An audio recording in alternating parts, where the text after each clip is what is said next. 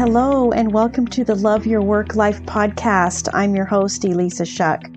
Whether you're going for that next promotion, looking for a job, or making a career pivot, I'll teach you how to navigate it all so you can have the career you want.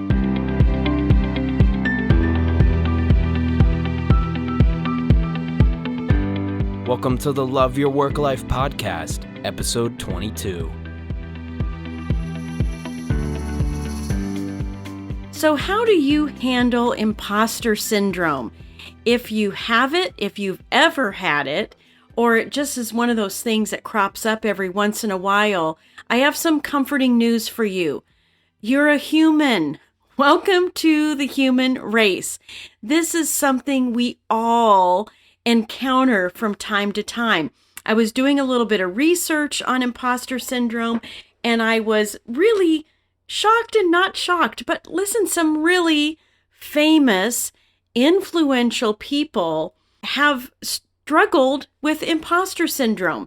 People like Meryl Streep. I think she's the most nominated, and maybe even the most Oscar-winning person in movie history.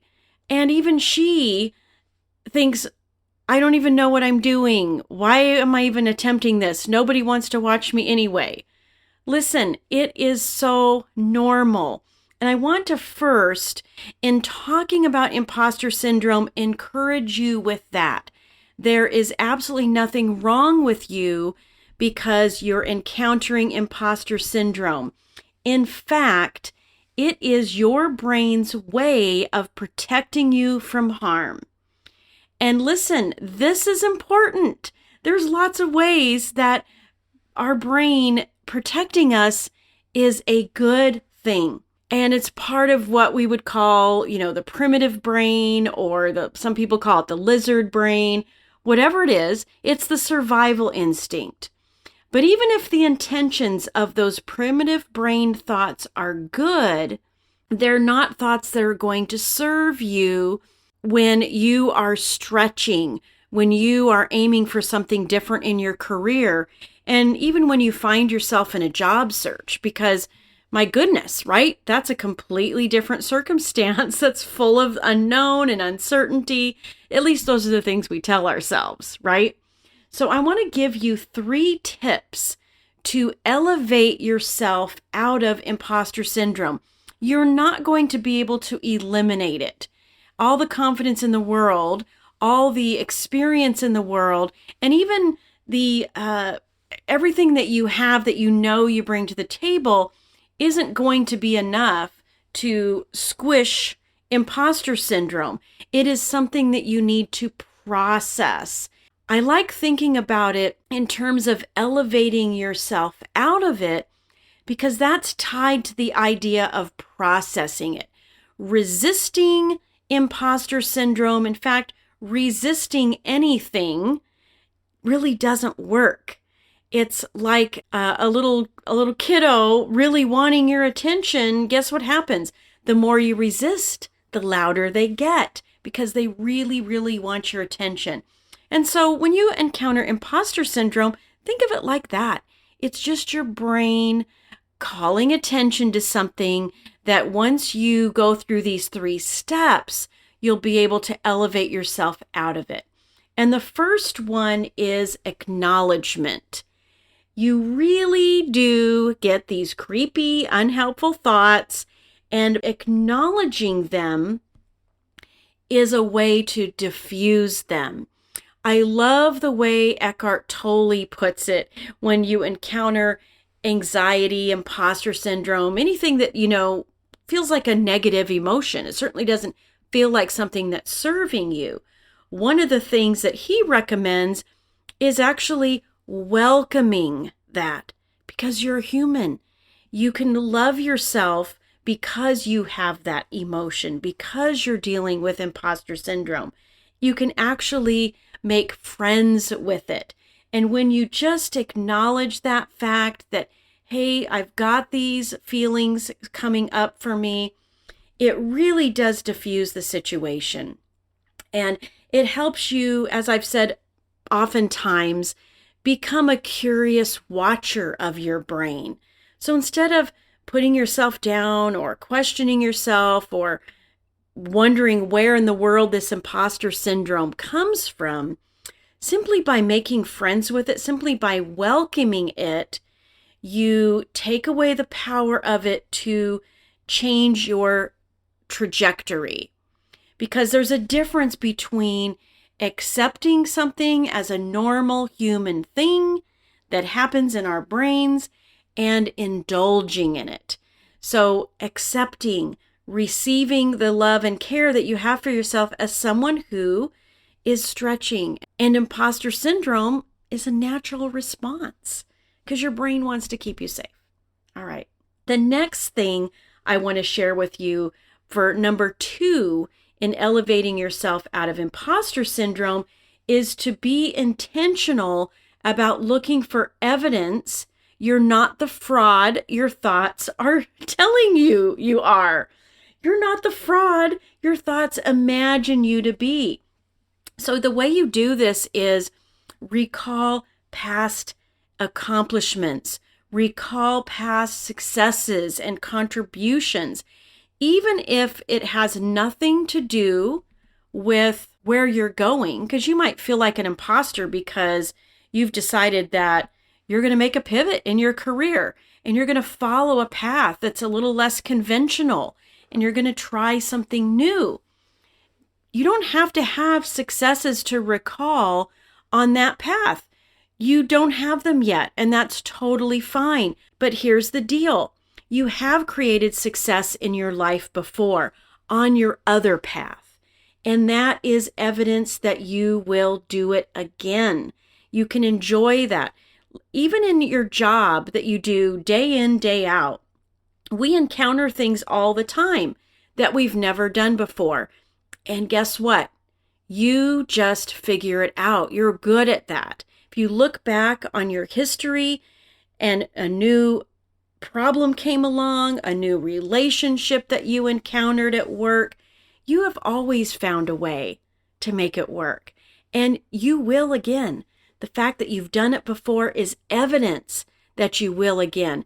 And experiencing that evidence, recalling that evidence, will help you elevate yourself out of imposter syndrome. The third tip I have for you is a good news, bad news story, I guess, a little bit. Your brain doesn't know the difference between what is real and what is imagined.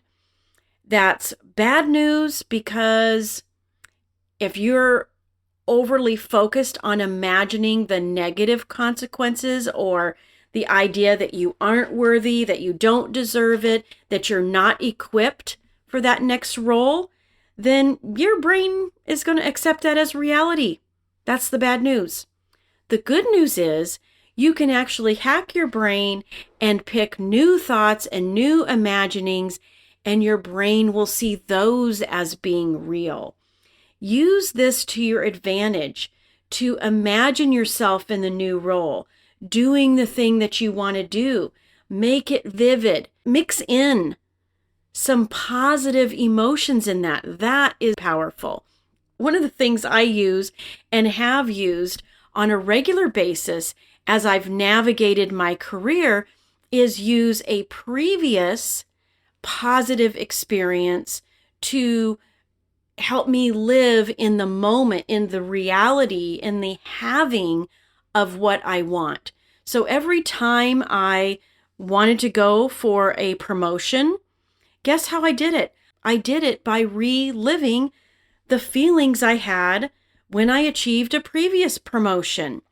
When I told my boss, this is what I want, this is the impact I can have, and I got the opportunity to actually do that, what a great feeling. So every time I went into a new level in my career, I was reliving those emotions from the past, and those informed my ability to be in a place of having it already. That is so powerful.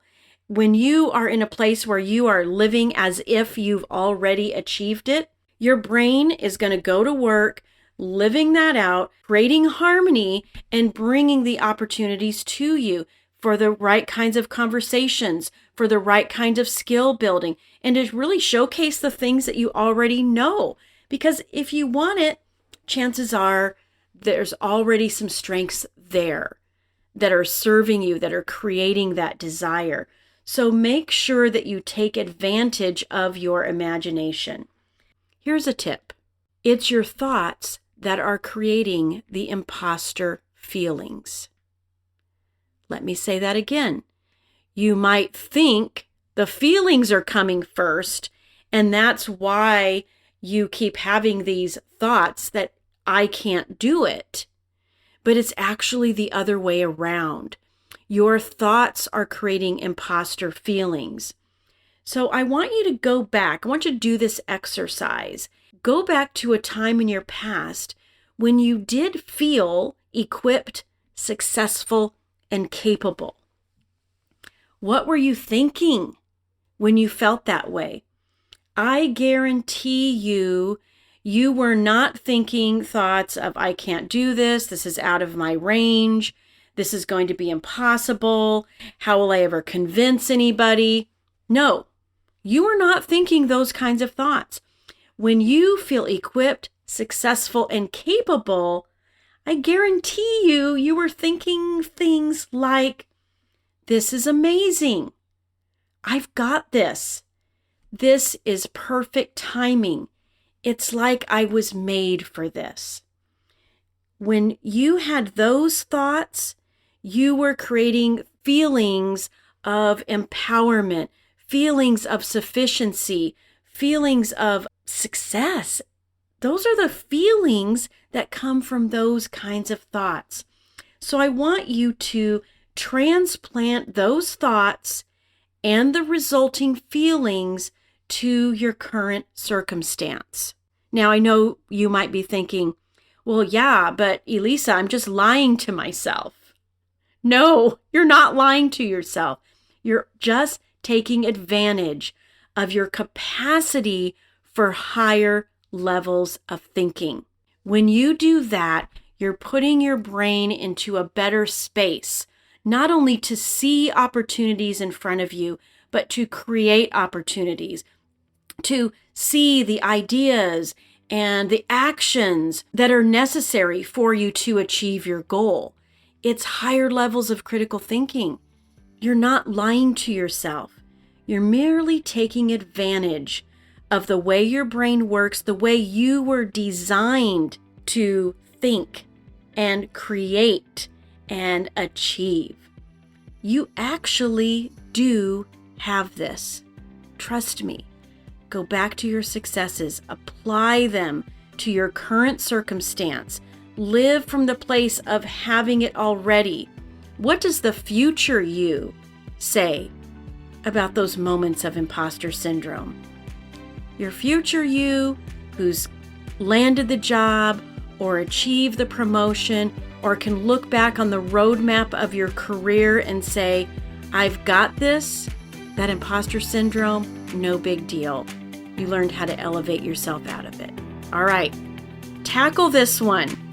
Trust me, go through these 3 steps. It works. All right, until next time, guys.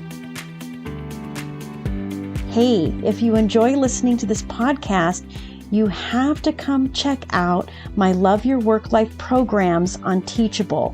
You can choose from on-demand courses or personalized one-on-one coaching with me. We take all of this material and apply it so that you can live it and create the career you want. Because when you love your work life, all the other parts of life get better too. So go to Love Your Work Life Teachable as search terms, or love-your-work-life.teachable.com. I will see you there.